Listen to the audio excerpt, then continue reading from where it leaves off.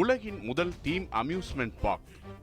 1946 August 3ஆம் தேதி அமெரிக்காவின் இண்டியானா மாகாணத்தில் உள்ள சாண்டா கிளாஸ் நகரில் சாண்டா கிளாஸ் லேண்ட் எனும் அம்யூஸ்மெண்ட் பூங்கா தொடங்கப்பட்டது.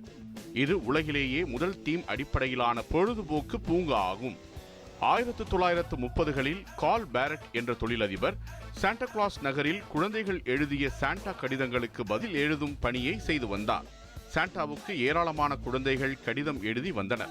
சாண்டா மீதான குழந்தைகளின் ஈர்ப்பை வணிக நோக்கில் பயன்படுத்த எண்ணிய லூயிஸ் ஜே கோச் என்ற வணிகர் தனது குடும்பத்துடன் சேர்ந்து 1946இல் சாண்டா கிளாஸ் லேண்டை உருவாக்கினார்.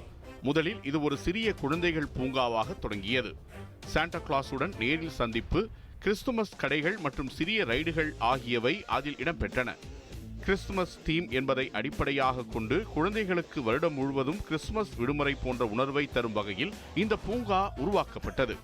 1984இல் இது ஹாலிடே வேர்ல்ட் என்று பெயர் மாற்றப்பட்டு 4th of July, Halloween, Thanksgiving ஆகிய தீம்கள் சேர்க்கப்பட்டன.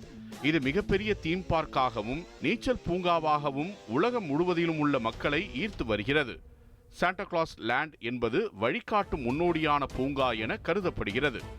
டிஸ்னிலேண்ட் 1955இல் துவங்குவதற்கும் முன்னதாக இது ஒரு தீம் அடிப்படையிலான பொழுதுபோக்கு மாடல் என உலக வரலாற்றில் இடம்பெற்றது.